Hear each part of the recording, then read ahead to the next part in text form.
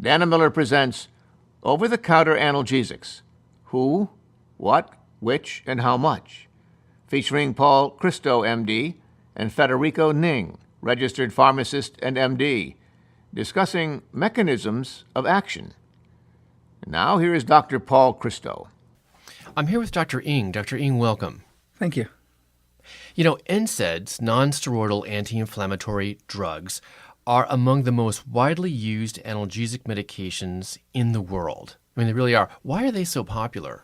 I think there are several reasons. The first one is efficacy. Mm-hmm. They work. Yeah. And the second one is that the commonality of the symptoms that they address is intense, to say the least.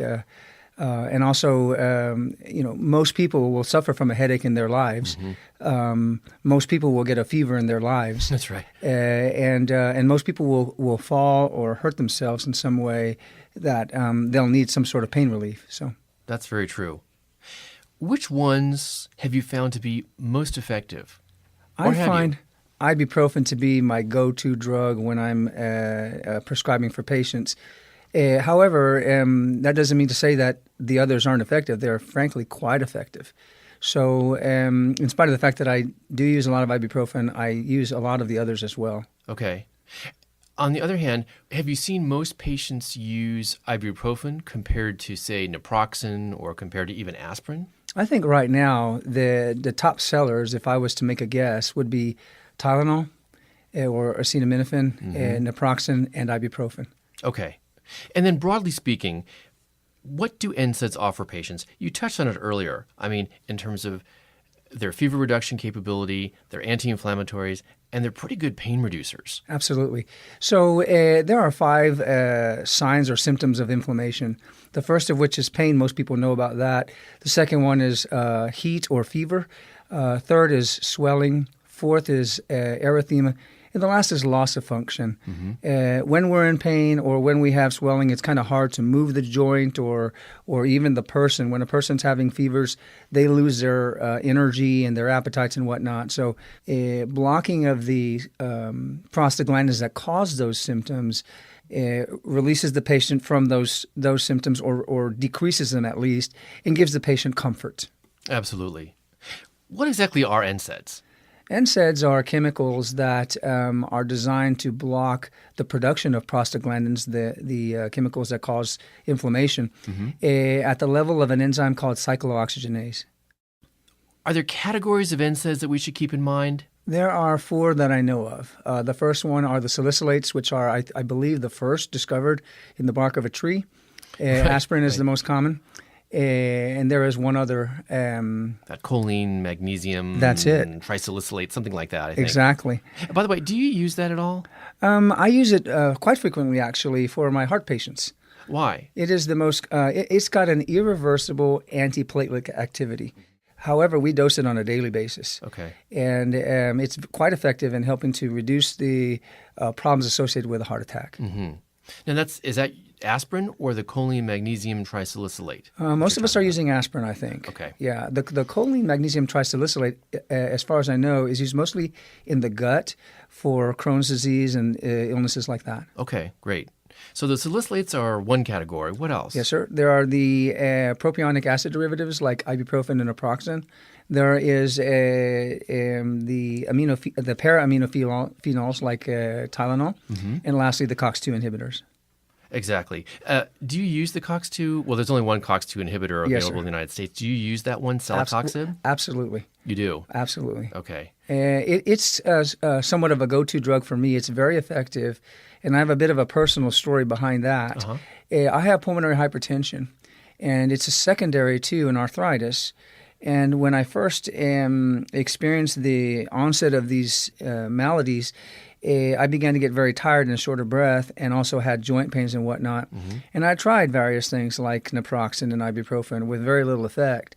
But when I tried the Celebrex and also Vioxx was available at that time, I noticed that I had more energy. And what I didn't know at the time was that the Cox-2 inhibitors have a specific effect on the endothelium of the vascular tissue, and specifically inhibiting arachidonic acid at that level. And my pulmonary hypertension was caused by prostaglandins induced in those tissues.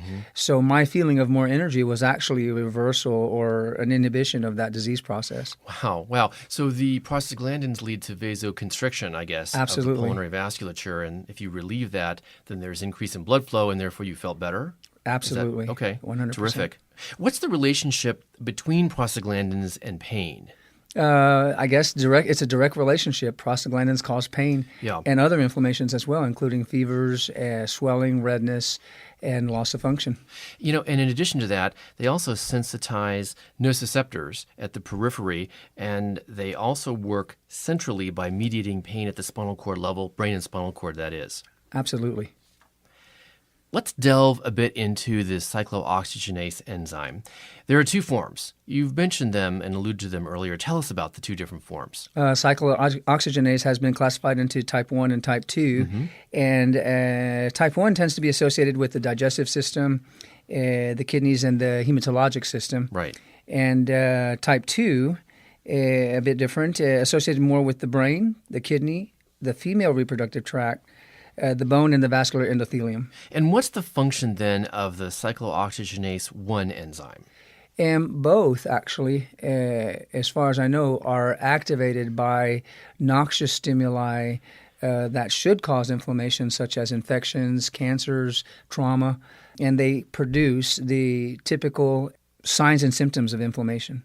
As mentioned before, those are swelling, redness, pain, loss of function, and heat production. And in addition, the way I think about it is that the COX-1 enzyme is constitutive, that is, it's homeostatic.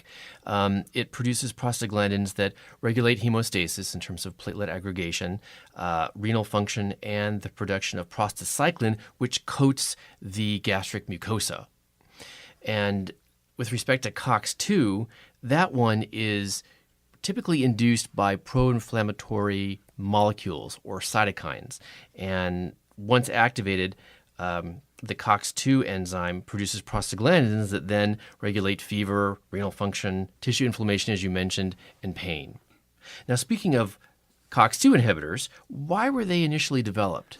There were some side effects associated with the GI tract, including ulcerations and also the antiplatelet activity associated with the typical NSAIDs, specifically the antiplatelet activities, which causes increased bleeding, bruising, and that kind of thing. By the way, do you typically use Cox-2 inhibitors preferentially in patients who have, say, a history of peptic ulcer disease or gastritis? Absolutely. You do? Okay. Yep. And also those that are on warfarin. Okay, and what's the reason for that? The warfarin, as you know, is a anticoagulant of sorts, and if we were to use one of the typical NSAIDs, we would get antiplatelet activity, which would further anticoagulate the blood and predispose the patient to bleeds of various sorts. That's right. And in practice, have you seen the Cox-2 inhibitor celecoxib reduce the risk of GI inflammation, that is GI side effects? That's something I've not really looked at, but I, based on the mechanism of action and the associated properties of the drug, I would expect that, and I aim for that when I'm choosing the use of a particular NSAID. But I can't say that I've ever seen a study or noticed the difference. Okay. And the other thing that the reason that I like to use celecoxib is in patients who are going to have surgery because it doesn't inhibit platelet aggregation, and therefore bleeding risk does not increase in those patients as it would with traditional NSAIDs. Absolutely. And for postoperative pain control as well. Have you noticed, do you treat patients at all with postoperative pain? I do. When you do, have you noticed a beneficial effect of combining, say, acetaminophen with a traditional NSAID or a Cox-2 inhibitor? That is something that I just learned, and it's something I'm itching to try. I think that more of us ought to be aware of that, especially in light of the opioid endemic that we have here in the United States and maybe abroad. I've not really looked into that, but I think we do need to start researching and trying new things, new ways of combining drugs and in hopes of decreasing the use of opioids. Yeah. And I think that it should be a synergistic effect if my reading is correct. Yeah, and I found that clinically too. You know, a fair number of patients use aspirin for its cardiovascular protective effects. Is there anything in particular that we should be aware of with respect to aspirin? Aspirin is a typical non-steroidal anti-inflammatory medications, I believe one of the first. And it has very typical side effect profile, including causing ulcers in the gastric mucosa and also the antiplatelet effects. Okay, perfect. And it's an anticoagulant, as you said, irreversibly inhibits platelet function for the life of the platelet. Yes, sir. Talk to us now about the absorption of these drugs. What should we be aware of as clinicians, and then what should patients be aware of too? The absorption is fantastic, actually. I'm not sure of the fraction associated with the absorption, but I know they're absorbed very well. Fortunately or unfortunately, as God would have it, the chemicals are highly protein bound, such that only about 1% are bioavailable in the free state. And as such, patients who have malnutrition or a decrease in their protein load, specifically albumin, might have higher concentrations of the free drug. Yeah, that's a great point that I think that is easily forgotten. So if you're malnourished or if you're even an older adult that would typically have hypoalbuminemia, then you're at increased risk for side effects associated with the NSAID. Absolutely. I mean, at the same time, I guess it also could be more effective because there's more bioactive availability of the NSAID. Absolutely, and I think that's something that doctors are used to dealing with, is walking that fine line between side effects or catastrophes versus the beneficial effects of drugs and other treatments. That's right. Have you had any experience using topical NSAIDs Absolutely. as opposed to oral NSAIDs? Yes. And what's your experience? Diclofenac is the latest craze, I believe. Yeah. Asparacreme has been around for a while too, but diclofenac has taken a particular hard effectiveness in terms of patient satisfaction. So I'm using that on a daily basis, about 4 or 5 prescriptions per day, just because it works so well. Yeah. Do you combine that with an oral NSAID? I have in the past, but it's not always necessary. Every now and again, we can just have the patient on the topical diclofenac, and they do just fine. Okay. Now, with respect to bleeding risk and NSAIDs, how do you feel about using an NSAID in a patient who's on Coumadin? It's a bit worrisome, and as a rule, we try to avoid that. Yeah. So the para-amino phenols and then the Cox inhibitors, I think, are the things we probably ought to be looking at. So the NSAIDs then, I guess, also compete for binding sites on the plasma proteins like albumin, and therefore can displace Yes, sir. Coumadin from those plasma proteins and increase bleeding risk. Absolutely. And that's why it's so important that we monitor Coumadin levels on all patients on the drug. And also kind of interesting that these new anticoagulants are out. I haven't heard any data on the use of the new anticoagulants with NSAIDs, but I think that's going to be something we ought to be looking at in the future. Yeah, I agree. Are you talking about the antiplatelets? Eliquis and whatnot? Or Eliquis, yeah, Yes. the platelet inhibitors. Okay, Yes, sir. I agree. Now, how are NSAIDs metabolized? They're metabolized in the liver primarily by 2 methods. Number one is oxidation, and the second one is conjugation with either glucuronide or sulfate. We've talked about acetaminophen a bit. Let's delve into that. This drug is frequently used by patients for pain, fever as well. It's often used as a first-line agent. What's its mechanism of action? It has the same. It inhibits the cyclooxygenase, although it doesn't seem to have the same intensity of effect in terms of or in comparison with the other NSAIDs. It would be considered one of the weaker ones. Mostly the effects of the Tylenol seem to be on pain and fever. But yeah, they all inhibit the cyclooxygenase. Have you used it in other forms besides orally? Absolutely. So that drug can be given IV. It can be given rectally. It's fantastic in terms of the different means that we can get it into the body. When do you give it rectally? When a person is prone to seizure or intubated and cannot take medications by mouth. I see. What about in the pediatric population? Quite commonly, yeah. That are hospitalized and as outpatients? Rarely we use as an outpatient. And every now and again you get a kid who just won't take meds by mouth, and you get a mom or a dad that can't help with that. So in those cases, we do recommend a suppository to get the drug in. How much of a concern is bleeding with acetaminophen compared to NSAIDs? 0. As far as I know, there is no effect on bleeding times or platelet with the Tylenol or acetaminophen. So you feel comfortable using that then with, say, warfarin therapy? I do. Okay. It's the only drug I'd use versus potentially the Celebrex. As well, yes, right. Sir. Now, there certainly have been many, many reports of liver toxicity associated with acetaminophen use. Absolutely. What is your recommendation in terms of the maximum dose per day? I'm understanding that the FDA has a 4,000 milligram per day limit on the acetaminophen, but there are some companies that are recommending even less than that. They're recommending 3,000. In your practice, are you keeping it down to 3,000 or 4,000? I'm more conservative, so I go with the 3. Okay. But at the same time, if you do that, do you feel like it's less effective as a pain reliever if you're down to 3,000 versus 4,000 a day? You know, the other mechanism we don't talk about, or the means of the activity, is by competitive inhibition of the enzyme. So the more we use, the better effect we're going to get. So I'm going to say, yes, it is noticeable, but I believe safety before action. So I think it's better to be cautious in terms of that.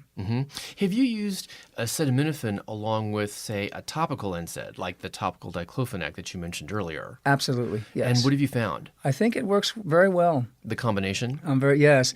And it's kind of interesting, and it's a neat thing, I think, that we can use acetaminophen with any of the non-steroidals and potentially get a synergistic effect.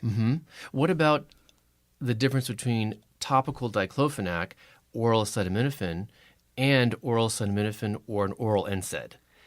I think that either way would produce the synergy that we're looking for.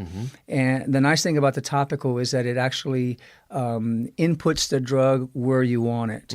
And the oral manner of distribution puts the drug everywhere, although my understanding is that the NSAIDs have a tendency to accumulate around areas of inflammation. Right. So, by the way, I think the FDA has also limited the strength of acetaminophen to Yes, sir. 325 milligrams. absolutely. Tablets for prescription drugs. Yes, sir. To help reduce the potential liver toxicity. Absolutely. What are some of the side effects of over-the-counter NSAIDs? We've talked about some of them. And also, do you feel like everyone experiences the same side effects? I'm going to say no to the second question. The side effects question is a rather lengthy one. I think the most common is going to be epigastric pain, and then resulting sometimes in ulcerations. Right. So you'll get melanoma with that, or a black-colored stool. How often do you see that in practice, though? Quite frequently. Do you? Absolutely. Really? Okay. Yeah, and it's kind of nice, you know, the advent of the proton pump inhibitors over the counter has been magic for fixing that. I remember a day when patients would come in bleeding in the emergency room, and they'd get a transfusion right away and directly to surgery, and now that just doesn't happen, I don't think. Because of the PPIs? Absolutely. What about the H2 blockers? I think that was also an excellent invention, and I really never really saw the effect in the ER visits, because when those came out, Tagamet being one of the first ones, and then Pepcid and Zantac following, excellent drugs, but I don't recall such a drop in the ER visits as we saw when we saw the PPIs come out. Okay. You know, that's just an opinion. Yeah. I have no science to back that up. Well, we talked about then the gastrointestinal side effects. What else comes to mind? The platelet activity is fairly important, because you see easy bruising quite often.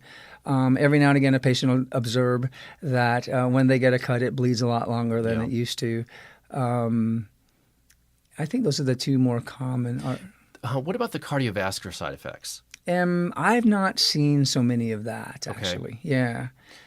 Most of the time, actually, the benefit of the NSAIDs on the cardiovascular tract is so much more important than the risk, but we're always cautioned about kidney loss, and that is cardiovascular/nephrogenic. Yeah. So I've seen a couple of cases, maybe 3, where nonsteroidal anti-inflammatory use has knocked out renal function. I'm glad you brought that up because it's important to realize that NSAIDs can inhibit renal plasma flow.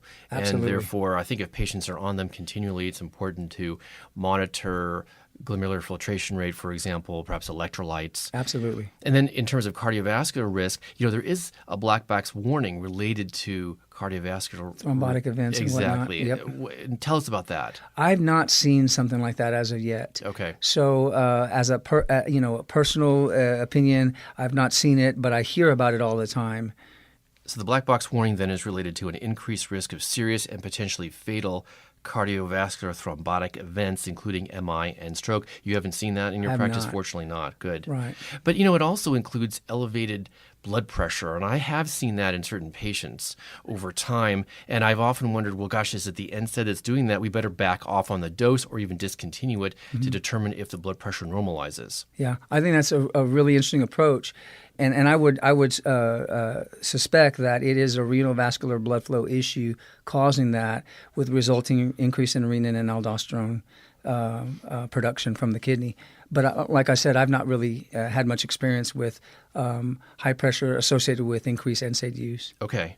There's also a second black box warning related to the increased risk of serious and potentially fatal GI adverse effects. Absolutely. You touched on this earlier: bleeding, ulceration, stomach or intestinal perforation, and you have seen that, it sounds like, in the past. Absolutely, yes, sir. That's common as dirt, and that's something that almost any or every clinician will see in their time. And there's an easy way around it too, and even a nice way around the renal vascular problems. To get around the ulcerations of the GI mucosa, have the patients take with food. Or with a PPI or H2 blocker, and you get around the ulcerations really easily.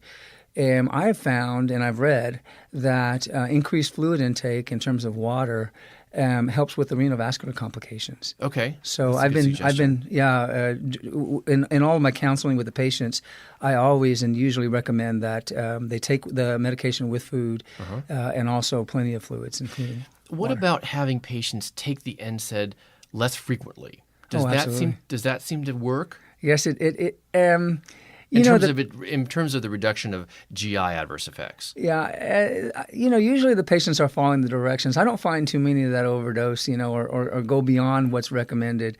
But every now and again, you will get one who is overzealous and just very sensitive to pain and whatnot, and they will take a lot of medication, and so limiting is very important. So today we've talked about the benefits of NSAIDs in the sense that they're good anti-inflammatories, good analgesics, and also quite good fever reducers, antipyretics. Yes, sir. At the same time, they have certain side effects that we need to be aware of. What else do you think practitioners should keep in mind when considering an NSAID? I think we've covered everything. Cost is huge, and patients will tell you all about that. I like using the old-fashioned drugs. I think they work just as well as most of the new ones coming out. When you say old-fashioned, which ones do you mean? So Tylenol, ibuprofen, and naproxen, they're very inexpensive. I think that's probably the major concern with patients is expense.